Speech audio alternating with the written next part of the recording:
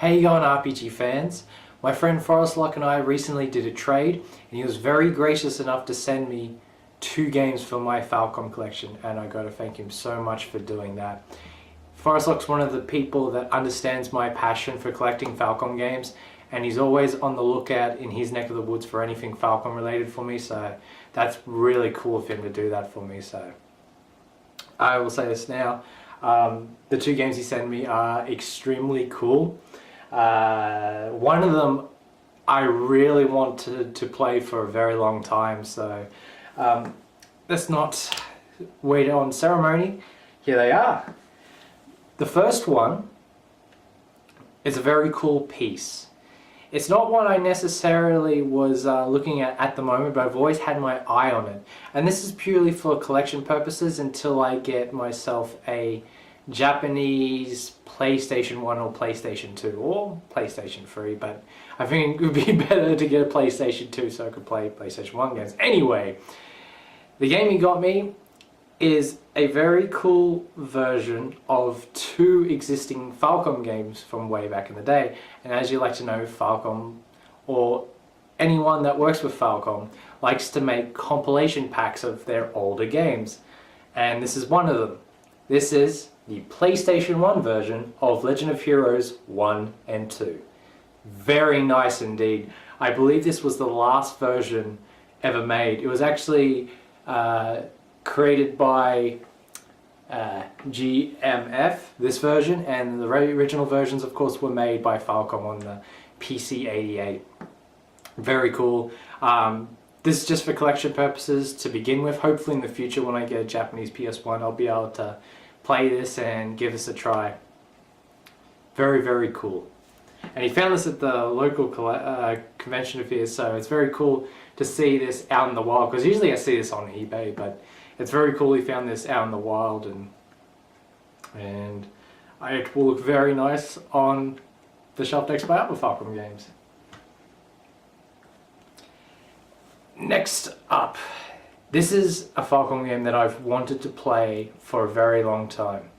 Last year I actually finished one of the games in this trilogy of games, and this too is also a Legend of Heroes game, and it is on the PSP, and this was actually brought over by Bandai Namco, and that is Legend of Heroes 2 Prophecy of the Moonlight Witch.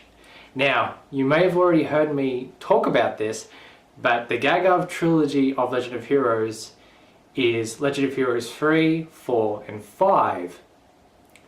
However, when they were brought over to America, Bandai Namco kind of made a huge mistake with the numbering, and when they released Legend of Heroes 1, that in fact is actually Legend of Heroes 4, Tear of Vermilion.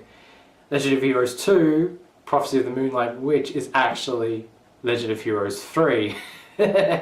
And Legend of Heroes 3 is Legend of Heroes 5, so wow, it's very problematic.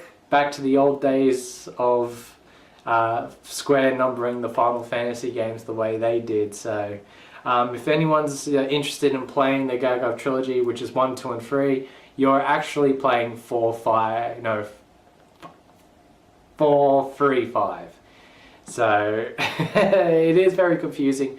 However, I did find out later on that even though the games are numbered wrong, they actually are chronologically in order, because Tear of Vermilion actually takes place before Moonlight Witch, and Songbird, which is Legend of Heroes 5, takes place after Moonlight Witch. So it's chronologically in order, so I guess that's a good thing I've got to say. But I did finish Tear of Vermilion last year, and despite the really bad translation that it got, I actually enjoyed it.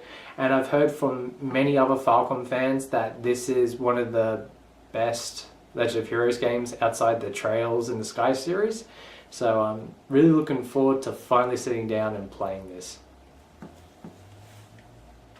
So once again, thank you to Forestlock for finding me these games. They will be well looked after amongst all the other Falcom games. Now before I end this video, I actually want to talk about something very big that's happened recently that I still can't believe that's happened. It's just absolutely incredible. You may have watched the Happy Console Gamers video on it recently, but something that I've been waiting for a very long time, Ys 5, The Lost Kingdom of Kefin on the Super Nintendo has finally been translated by Aeon Genesis. And I've been camped out on their site for a very long time, and they've been working hard on the translation for goodness knows how long. It's been years beyond years beyond years. And they were stuck on like 80% for a good year or two.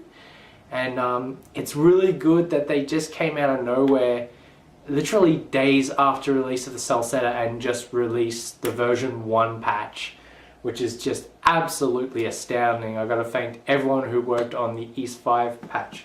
Now, I was going to save this to a future video, but what's really cool is a couple of months ago, I went on eBay and actually got my own copy of Ys 5 Lost Kingdom of Kefin. And this was actually the last numbered Ys game I needed for my collection, because I didn't have any other version of 5 yet. And there's only 2 versions of this. This is... Actually, no, scrap that. There's actually 3 versions. There's the normal version on the Super Nintendo. You've got the Ys 5 Expert version, which is just an upgrade difficulty. And the last version released was the PS2 version made by Taito. But it is very cool that I finally got a copy of Ys 5, and I wanted to go for the original copy. And very, very cool. And it's even cooler than the fact that I can actually play it in English. Now, for anyone who's very, on the fence about playing because it's a ROM and you're kind of a bit paranoid about the whole technical thing, legalities and all that, this is one thing I've always told people who are not comfortable with playing ROMs. If you want to be 100% safe, go buy versions of the game, because legally, if you own the game, you own the rights to play it. And anytime I go to play a fan translation, I always get the cartridge from eBay. Like back when I played Shin Megami Tensei, I actually got a copy from eBay before I actually played the patch from Aeon Genesis, and that's the best way to go about it. You physically own the game, it's on your shelf, but you can go and play it in English on whatever device you use to play ROMs. But yeah, I'm not really a huge advocate of ROMs. I'm not against them. The fan translation part of ROMs is probably one of the best things that can happen to the retro gaming community, because a lot of Japanese games that never got officially released back in the day have new life in this age, and Ys 5 is one of those proud examples. I mean, the main reason I wanted to talk about this is the reason why it's so monumental is the fact that this was the last story in the Ys saga that remained in Japanese. Now that it's been translated and it's available to everyone, the entire Ys saga is now in English. And I had to take, a step back and think about this. I thought this wouldn't happen till ages.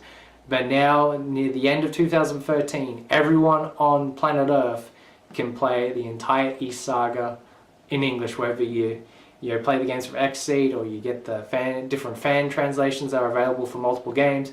You can play the entire series in English, and I just think that is one of the greatest gifts that can ever exist, especially for me, because I went into the Ys series thinking that I would never be able to play another Ys game in English. I would have to wait for fan translators. I thought at one stage I would have to wait for a fan translation of 7 before Xseed stepped in and released all the games for the PSP. But basically I just wanted to say I want to thank everyone in the community, all the reviewers who reviewed Ys games and basically got into the hearts and mind of everyone. Basically anyone outside of YouTube in the media or the big gaming outlets, and all the companies and all the fans that have worked on Ys during the years. The labours have finally bared fruit, and I would say that the Ys series, worldwide, has basically is gone to this position where it's gotten the respect that it's deserved, and it's sprung up from this really niche cult series into this love letter to retro gaming, especially to anyone who basically feels lost in the new age of gaming, as I was back in 2008. And I took solace in Ys Book 1 and 2 that reminded me of the days when I really enjoyed gaming to its limits as a kid. And it basically gave me a newfound lease on gaming and a newfound respect and a newfound passion all around. So it is a really big thing that's happened recently, and I'm so glad that more people are jumping on board to play Ys games, whether it be these games on the PSP. Well, everyone's jumping in for Celceta for the first time on the Vita, whether a lot of people have been downloading the PC games via Steam.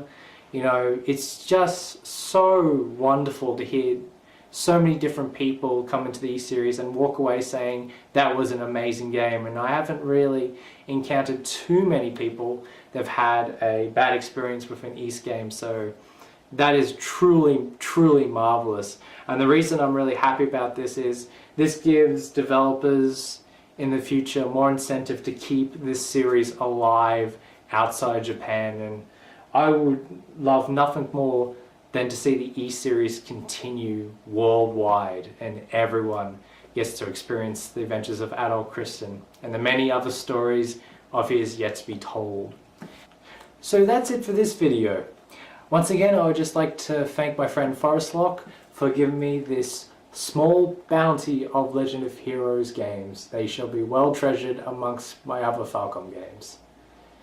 So everyone, I would like to thank you for watching and take care.